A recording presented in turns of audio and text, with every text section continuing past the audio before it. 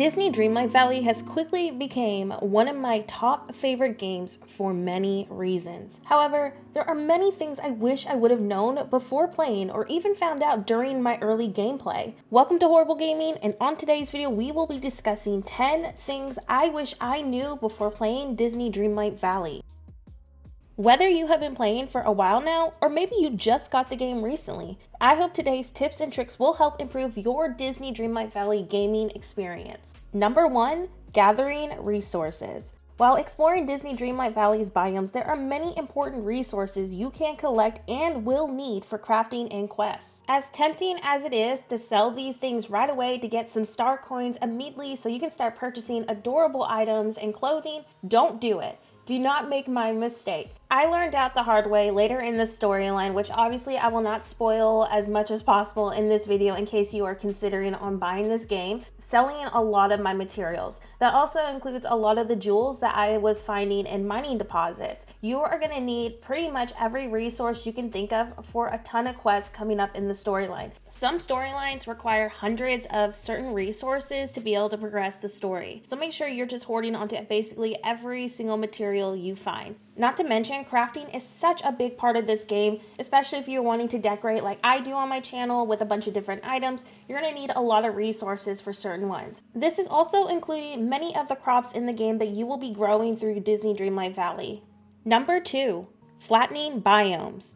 Thankfully, flattening your map is very easy and can be accessed in early game. I personally loved doing this because it's easier to farm and also collect resources that spawn in each biome. This is obviously optional, but if you're like me and you hate getting lost and want to focus on collecting these resources without an obstacle to go through, I highly recommend it. You can then decorate the biomes later to your liking with a stress-free experience knowing you have prepared and collected everything you need for crafting. And now I'm sure you're wondering, Nora, how will I get all the wood resources I need for crafting? Well, thank you so much, fellow viewer, for asking that wonderful question. I have an answer, and that is by placing 10 plaza trees in the plaza. And the plaza tree in general can be placed in other biomes too. This also makes farming hardwood very easy to do, but you'll need to make sure you have the Forest of Valor, Glade of Trust, and Frosted Heights unlocked. All 3 of these biomes will spawn hardwood, and you'll need to remove every single tree from each biome in order to make this trick work. The best thing about this method too is the plaza tree is going to drop these resources for you every 15 minutes. It is so great to have a dedicated tree farm like this because now you'll know every 15 minutes you'll have a chance to collect those difficult wood types that you are needing for certain quests and items. Once you unlock other biomes, I recommend removing the tree farm you made since softwood will also spawn at the plaza tree in other biomes along with the various wood types like hardwood, drywood, and darkwood. Go ahead and create a new tree farm in your ideal biome that won't affect decorating. I'm currently using the Glade of Trust and Sunlit Plateau for my tree farms, and I will move and recreate them as needed. Number 3, invite Wally as soon as possible. Once invited, you can take advantage of this little robot's love for farming. Getting Wally's garden quickly upgraded means you'll have access to many vegetables that will be useful for cooking. Another great thing about his garden, you can sell all of the unwanted crops for extra star coins, which obviously is very handy in early game as we hardly have any money to begin with. Go ahead and start focusing on upgrading this little robot's garden as soon as possible. Number 4, getting Moana's boat. Just like Wally, inviting Moana to your valley can thankfully be done very early in the game. This is by far the easiest way to get fish on the game in general. Just like Wally, I will not spoil on how to invite her and just do the quests in general. I will, however, talk about some of the great perks you can expect when you do invite her to the valley. Moana's boat in general makes it easier to cook certain recipes and make some extra star coins. You can also take advantage of the fish to feed certain critters that will only accept seafood.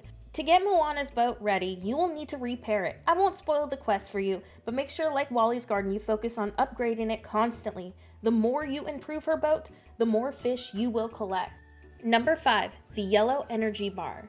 When you first start Disney Dreamlight Valley, your energy bar is very small, which makes daily tasks and farming more time consuming. Thankfully, there is a trick to increase your energy bar without leveling up or just eating a ton of fruit. Of course, the easiest way to recover your energy is by going inside your house, but sometimes we aren't always by it. So the solution is by eating a cooked meal. This will expand your energy bar beyond the max level. I recommend going to Remy's world as soon as possible to get the ratatouille recipe, which of course you will learn during his quest. And just like the other two characters, I will not spoil what the quest does and how you have to go about it.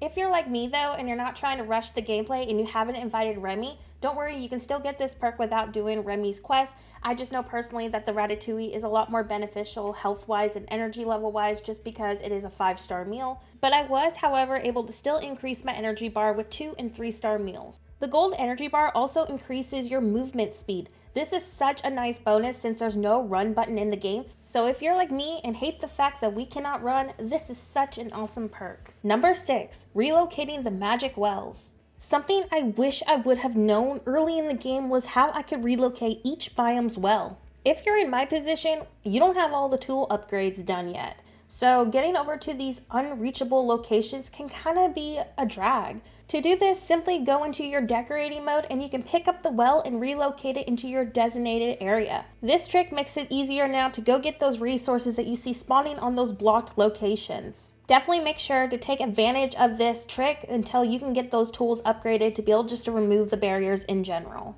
Number 7, critter companions. If you're an animal lover like me, you were probably super excited to hear we could have a furry best friend tagging along with us during our adventure. However, some companions can be quite difficult to befriend. When I first started Disney Dreamlight Valley, I had no idea how to approach the crocodiles, raccoons, and sunbirds. This obviously became very frustrating as certain critters only appear on very specific days, so I obviously didn't want to miss those chances on adding them to my companion list. Now, I'm aware that majority of us who have been playing Disney Dreamlight Valley, we know how to get these companions to befriend us, but if you're a new player, I know that this can be very frustrating because when I first played Disney Dreamlight Valley, I had no idea how to get any of the skittish animals to like me. Obviously, there's a lot of critters to cover in this topic, so I have left y'all in the video's description a helpful link and written guide on every single animal in the game and how you can get them to like you and all of their favorite foods. I recommend checking that out so you can make sure you get those animals added to your companion list, because keep in mind, like I mentioned earlier, only some of them appear on specific days, so it's very important that you get those added and feed them. Number 8, the best crops to sell. If you're wanting to make easy star coins, you'll need to farm certain crops as you unlock each biome. Earning star coins can be quite a super frustrating experience as you need them to improve the village, buy seeds or ingredients, upgrade buildings, and more. Obviously, many know that pumpkins are the top tier crop to sell, but maybe you haven't unlocked the Forgotten Lands yet and you're a new player and you have no idea where to start. New players should only focus on farming carrots until the Forest of Valor is unlocked. Once you make enough Dreamlight to unlock the Forest of Valor, you then will only focus on farming onions, as those make twice the amount of carrots. Thankfully, like carrots, onions do not take very long to grow. It only takes them 15 minutes, so you can farm them pretty fast while you wait to unlock other biomes. The next best crop to grow is eggplants, and these will be found in Frosted Heights. Eggplants sadly will take 3 hours to grow, but they will sell at 308 star coins each, which is insane.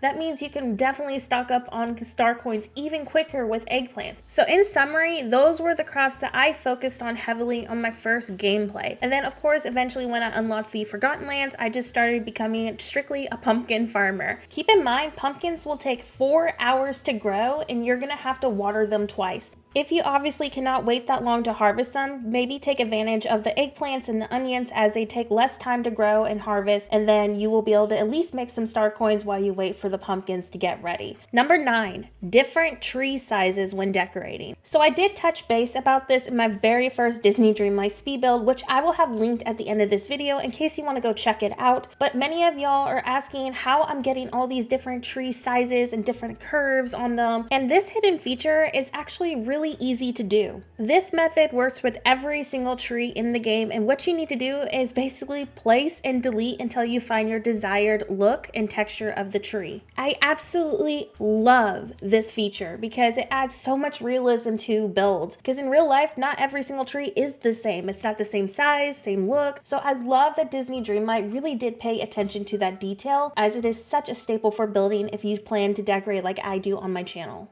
Number 10, collecting seaweed.